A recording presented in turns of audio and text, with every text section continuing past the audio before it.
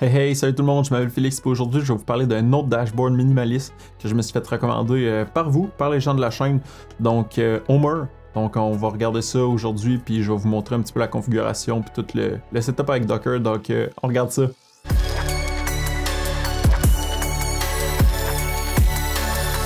Tout d'abord, je voulais dire un gros merci à tous les gens qui me suivent. J'ai atteint les 600 abonnés donc dernièrement, donc j'ai eu 100 abonnés en un mois, je suis vraiment content. Fait que continuez de suivre, je vais continuer de faire du beau contenu, puis c'est toujours encourageant de voir que vous aimez le contenu que je fais. Donc ça faisait un petit bout que j'avais pas parlé de Docker, puis je m'étais fait recommander la dernière fois Homer parmi les gens sur Discord, donc c'est là que je jump in. Puis je suis toujours intéressé à avoir un super dashboard minimaliste, donc au début j'utilisais Mdal. Présentement, j'utilise Dash Machine, donc je suis un grand fan de ça, puis j'ai hâte de voir si Homer va pouvoir détrôner Dash Machine que j'utilise depuis quand même un certain temps. Donc, pour commencer, dans le fond, ce qui va se passer, c'est que je vais vous montrer l'installation, mais je vais aussi vous montrer, dans le fond, le GitHub aussi, le projet. Encore une fois, c'est un projet open source sur GitHub, donc plusieurs fonctionnalités. La suite ARR de Homer, c'est pour l'intégration avec tout ce qui est sonar, radar, LiDAR, puis Readar. Donc, tout ce qui finit en IR, toutes les suites RR. Donc, c'est ça que j'ai compris. C'est quand même un dashboard minimaliste que je trouve assez beau. Donc, voici le projet GitHub. Mais nous, ce qu'on va faire l'installation. Donc, au lieu de faire un Docker Run comme on a l'habitude de faire ou d'utiliser Yacht, on va utiliser cette fois-ci quelque chose d'un petit peu différent. Donc, on va prendre le Docker Compose. On a déjà fait quelques installations avec ça. Donc, ce qu'on va faire, c'est qu'on va se connecter à sa machine. J'ai créé un repo déjà d'avance pour pouvoir me connecter sur la machine. Donc, ici, je liste les fichiers. J'ai le Dockerfile que j'ai ajouté. Donc, le Dockerfile, c'est le Dockerfile que j'ai ici. Je n'ai pas modifié les configurations autre le fait du path parce que j'utilise souvent un path différent. Donc, moi, je mets tout dans /opt pour avoir mes Docker. Donc, c'est ça qui va se passer. Donc, pour l'installation, la raison pourquoi j'utilise un Dockerfile ici, c'est que dans le fond, j'ai déjà un Dockerfile au niveau de mon lab au complet.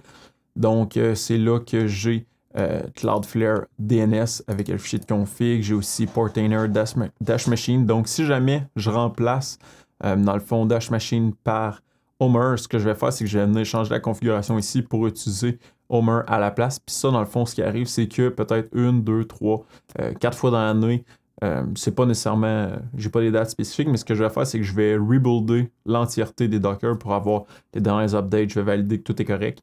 Donc, de cette manière-là, c'est beaucoup plus facile que d'aller manuellement dans chaque Docker. Je sais que je pense que je peux faire de quoi de récursif, mais bon. Pourquoi se compliquer la vie quand on peut faire si simple et tout mettre dans le même fichier? Fait que YOLO, comme on dit. Ce qu'on va faire, c'est qu'on va faire un Docker Compose.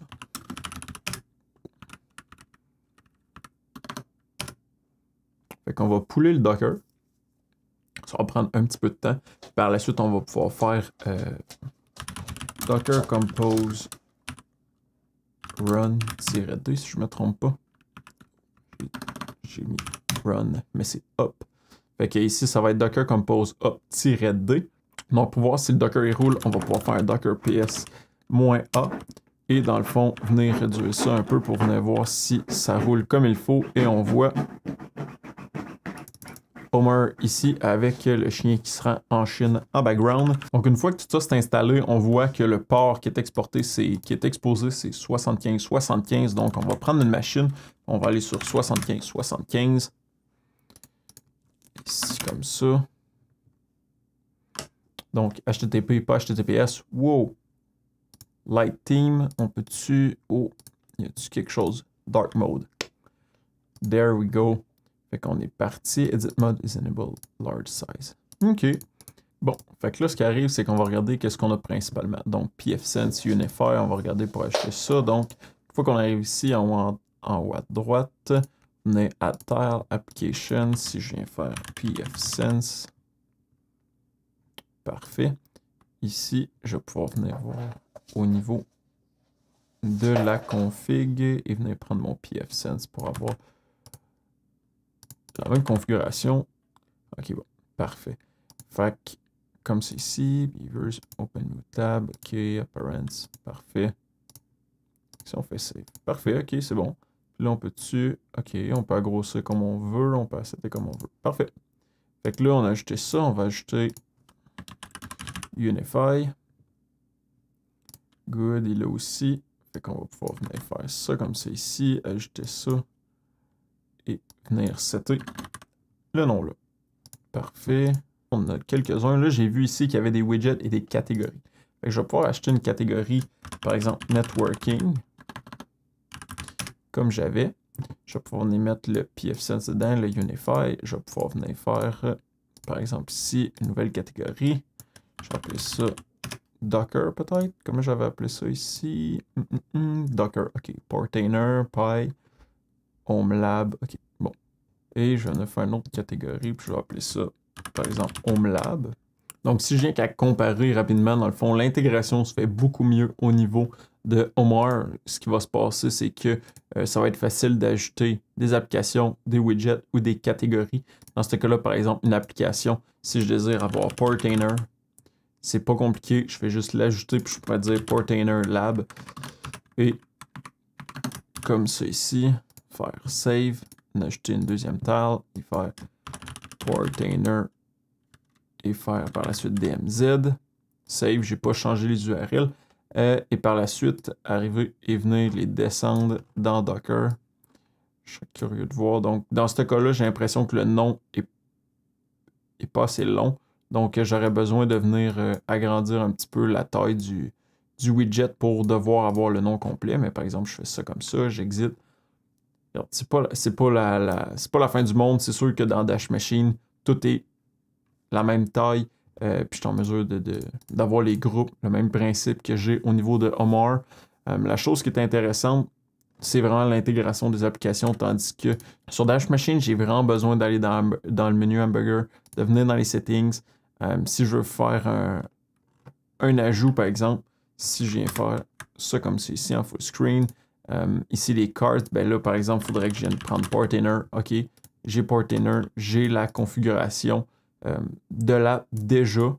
Donc, c'est quand même pas si long, mais c'est le fun d'avoir déjà les configurations déjà préfaites et pas devoir nécessairement copier-coller au niveau de cette application-là. Donc, comme vous voyez ici, j'ai pas de widget, c'est juste mes applications en soi. Tandis qu'ici, je suis en mesure d'avoir des widgets pour avoir l'heure, la température, la date, tout ça. C'est quand même intéressant. Les icônes sont un petit peu plus petits. Donc, si jamais je veux cliquer sur pfSense, ça rouvre, ça se connecte directement sur mon pfSense. Donc, je pense que ça peut quand même prendre moins d'espace si jamais on a un petit peu plus d'applications. Fait que je trouve ça quand même intéressant. Je pense que je vais faire la configuration complète, puis vous revenir pour voir si j'aime réellement ça. J'ai pris un petit 2 minutes pour venir faire la configuration complète de Homer avec toutes, dans le fond, mes applications que j'ai. Juste m'assurer que c'est bien sauvegardé. F5, j'ai ça. Parfait. Fait que dans le fond, je pense que je préfère Homer et je vais vous dire pourquoi. Donc, si je viens tasser ça comme c'est ici, je viens tasser ça là, je vais mettre ça là. Merci Magnet. Je ne sais pas si vous avez regardé la vidéo depuis ce temps-là. Tiling Manager sur macOS. Merveilleux. Bon, premier comparatif, c'est que pour l'instant, OK, attends un petit peu. Je vais juste mettre ça là. Ça brise un peu. OK, parfait. Donc, la première chose, c'est que, OK, c'est pas, les terres ne sont pas uniformes, puis mon petit côté minimaliste qui veut que tout soit égal, ça me travaille un peu, mais en même temps, pourquoi avoir autant de place pour un onglet quand on ne l'utilise pas forcément? Fait que, première chose que j'aime, c'est qu'on est en mesure d'avoir des widgets. Du côté du Dash Machine, on n'a pas nécessairement cette fonctionnalité-là d'avoir des widgets. Dans le cas, dans le fond de Homer, il y a plusieurs widgets qui sont disponibles et probablement que les gens peuvent en customiser assez facilement. Donc, ça, c'est quand même cool à avoir. Au niveau de la configuration, on peut les setter un petit peu où est-ce qu'on veut. Un autre point positif pour Homer. Pour la recherche, c'est un petit peu même principe là, des deux côtés. Il n'y a pas vraiment de winner parce que les deux fonctionnent un petit peu de la même manière. Par exemple, pour l'intégration des applications, c'est vraiment plus facile parce qu'on vient sélectionner l'application et on vient littéralement regarder ce qu'on a besoin. Donc, si jamais on a besoin de guacamole, on est en mesure de l'avoir assez rapidement. Si on change puis on dit, OK, ben, j'aimerais ça avoir yacht, on l'a aussi. Fait que l'intégration se fait beaucoup plus facilement, la synchronisation aussi. Comparativement aux configurations qu'on a besoin de faire dans Dash Machine, c'est vraiment au niveau d'un fichier de configuration, c'est que c'est moins cool parce qu'on doit éditer le fichier littéralement. Donc si on ne connaît pas les valeurs, moins pratique un petit peu. Le deuxième point que je trouve quand même important à mentionner au niveau de Omar, c'est encore une fois dans l'intégration des applications. Mais ce que je veux vous dire, c'est que par exemple, je vais ajouter Pi-hole parce que c'est un bon exemple. L'image ne va pas loader. Dans ce cas-là aussi, je prends quelque chose d'un petit peu fancy que j'ai codé ou peu importe. Il n'y a rien pour ça. Donc, pour l'apparence, donc pour l'image, c'est beaucoup plus facile d'arriver et faire Pi-hole logo.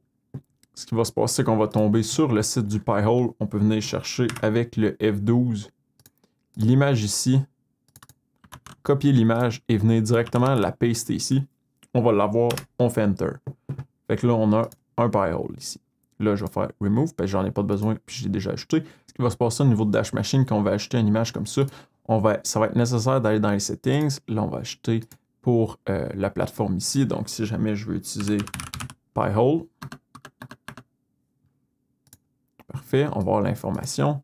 Pi-hole est là et dans les statiques image. Mais dans le cas que je voulais utiliser Yacht, par exemple, il n'y a pas rien par rapport à ça. Donc, je dois customiser moi-même. Là, dans ce cas-là, il y a plusieurs champs à remplir. Puis le point, c'est que je suis obligé moi-même d'aller uploader une image et d'aller chercher le lien de cette image-là, comparativement à si jamais je fais juste l'uploader, dans le fond, en provenance du site. Donc, même chose, si j'ai besoin de venir prendre Omar, je prends le logo d'Omar, je le paste. C'est le même principe, je trouve, pour Little Link. Donc, Little Link a un nouveau logo. Ce qui s'est passé, c'est que je peux aller directement au GitHub, mettre l'image, puis si jamais elle refresh, puis c'est le même nom, je vais être en mesure de l'avoir quand même. Donc ça, je trouve ça quand même super intéressant. Je pense que je vais migrer, comme vous voyez en plus, les animations. C'est pas statique, c'est dynamique en même temps. Fait que c'est vraiment cool. Je vais jouer un petit peu plus avec ça, mais je pense que je vais définitivement faire le switch de Dash Machine vers Omar. Puis ouais, je pense que c'est quelque chose de quand même super intéressant. Je suis vraiment content de l'avoir découvert. Je suis vraiment content que vous me l'ayez recommandé. Donc, je sais qu'il y a Omar et pas Omar. Je sais qu'il y a Dashi. Je sais qu'il y en a d'autres. Mais pour l'instant, je pense que je vais donner une petite chance à Omar pour faire quelques tests et voir ça ressemble à quoi. Ouais, dans le fond, il y avait un petit point que j'avais oublié de vous parler que j'ai découvert durant la semaine que j'utilisais pas mal l'outil. Fait que c'est dans le fond, j'ai pas passé au travers des settings. Fait que j'ai quand même oublié un point important. Donc, au début, j'avais passé lorsque j'ai découvert l'outil, mais je vous en ai pas nécessairement parlé. Fait que si on va en haut à droite dans le petit menu Hamburger, on est allé tout de suite au début de la vidéo pour faire le Light Theme vers le Dark Theme. À la section des Settings, on est en mesure d'avoir aussi le Search Engine d'intégrer au niveau de la search bar en haut ici. Donc si par exemple je cherche un terme qui n'est pas présent dans mon Blab, donc si mettons je fais Pi-hole, je vois la recherche, mais si j'ajoute quelque chose que j'ai pas dans mon Blab et que je fais Enter, j'aurai un nouvel onglet qui rouvre et qui va chercher sur Google. Fait que dans le fond, moi j'ai disable ça, mais c'est quand même super intéressant à avoir. Au niveau de la configuration, de sauvegarder la copie et de déliter la config, je trouve ça super intéressant parce que la fois qui arrive, c'est que si jamais on a plusieurs instances de ce dashboard-là, donc si jamais on l'a en backup ou on veut juste garder la config, on est en mesure de la télécharger, par exemple de la mettre sur un GitHub ou quelque chose du genre et pouvoir l'utiliser par la suite dans le déploiement d'une autre machine ou des choses comme ça. Fait que ça, sauvegarder les configs comme ça, je trouve ça super intéressant. Par la suite, dans l'autre portion de la configuration, c'est qu'il y a la customisation. Donc, je trouve ça quand même intéressant parce que pour l'instant, dans le fond, on peut activer ou non la search bar, on peut activer ou non la section sur la droite et sur la gauche. Donc, si jamais on ferme ça comme ici, on a une section de search à gauche et à droite. Donc, je pourrais venir mettre mes différents layers à gauche et à droite. Personnellement, je préfère les avoir toutes sous le format d'une barre, mais c'est quand même possible de l'avoir. Au niveau de la customisation, c'est aussi possible d'avoir l'intégration au niveau des Docker et les pings. Je vais vous montrer pourquoi, pour ma part, je n'ai pas activé les deux.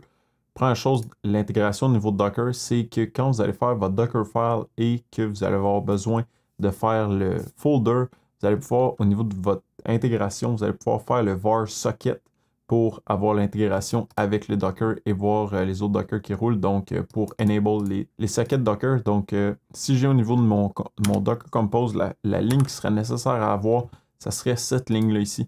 Donc, ce qui serait nécessaire d'avoir, c'est le var run Docker sock Et dans le fond, de cette manière-là, ça pourrait gérer avec les différents sockets et voir les différentes autres Docker qui sont sur votre machine pour pouvoir faire l'intégration, stop, tout ça.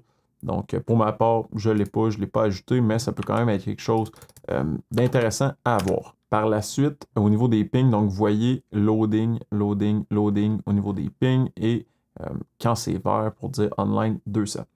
La fois qui arrive, c'est que de la manière dont ça fonctionne, c'est comme je vous ai dit, mon Optime Kuma, pour ma part, qui fait le même principe que ça, est dans mon LAN. Donc, il y a accès à l'entièreté des machines, comparativement à ce dashboard-là qui n'a pas accès à l'entièreté des autres applications dans mon lab. C'est la raison pour laquelle il y a des applications qui vont être en loading et il y en a d'autres qui vont être offline. C'est la raison pour laquelle moi, je n'active pas le ping et le Docker Integration.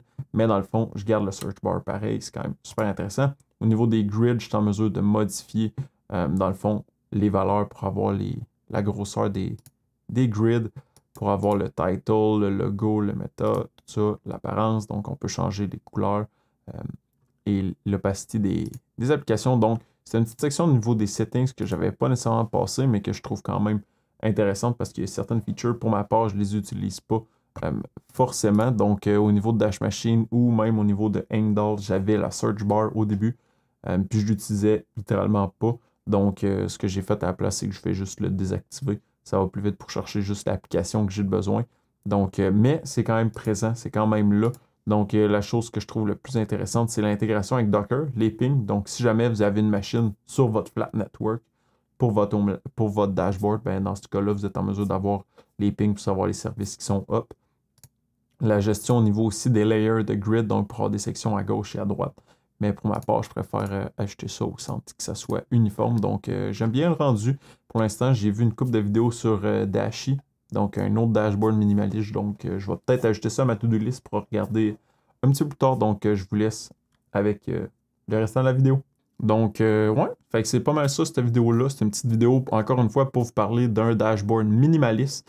Donc, j'étais à Heimdall, j'ai passé à Dash Machine et maintenant, je crois que je vais définitivement faire le switch à Omar. Donc, vraiment content de la découverte. Merci du partage dans la communauté Discord. Super apprécié. Ça vient de faire découvrir une nouvelle application à moi et probablement à plusieurs autres personnes sur Internet.